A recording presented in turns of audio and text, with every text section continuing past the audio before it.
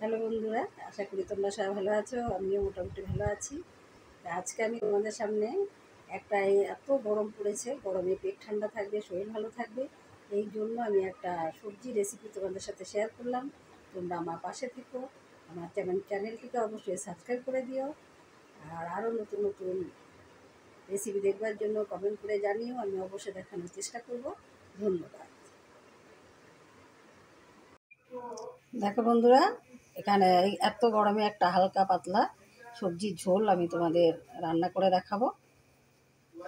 দেখো, এখানে বিভিন্ন রকমের সবজি আছে। এখানে গাজর আছে, আলু আছে, সজনের ডাঁটা আছে, ঝিঙে আছে, ভেন্ডি আছে, লাউ আছে, পেঁপে আছে, দুটো বিনস আছে, বেগুন আছে, কুমড়ো আছে। দেখো, কড়াইতে তেল দিয়ে দিয়েছি। প্রথমে আমি কি করব, ভেন্ডিটাকে ভেজে নেব।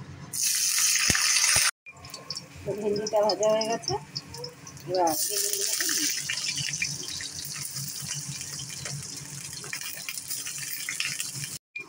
ভেন্ডিগুলোকে তুলে নিচ্ছি,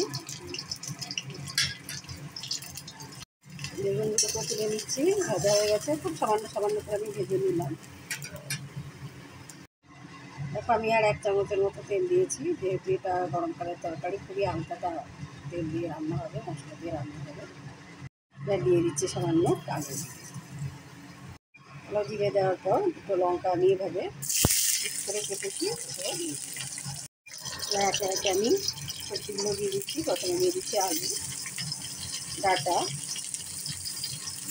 দিয়ে দিচ্ছি গাজর, সব দেওয়া সবজিগুলো সব একে একে দিয়ে দেবো। এবার ঝিঙেগুলো একটু পরে দেবো। এখানে সব সবজিগুলো আমি দিয়ে দিয়েছি, আমি দিয়ে রেখে তারপরে আমি ঝিঙেগুলো দিই। এটাকে এবার ঝিঙেগুলো দিয়ে দিই।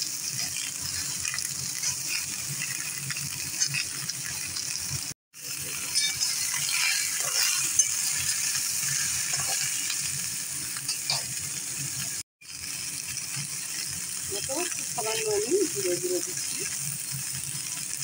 স্বাদ মতো লবণ দিচ্ছি, আর এই আমার মশলা।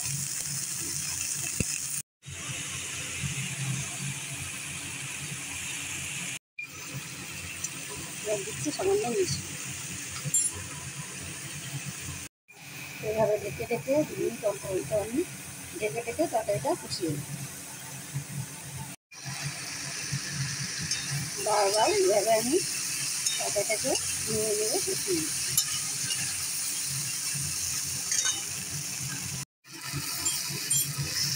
দিয়ে দিচ্ছি বেগুন আর ভেন্ডিটা।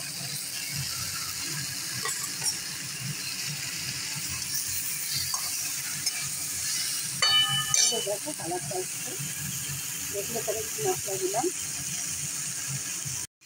কষানো হয়ে গেছে। এবার জল দিয়ে দিই, আর একটু জল দেবো আমি, আর সামান্য জল দিয়ে দিচ্ছি।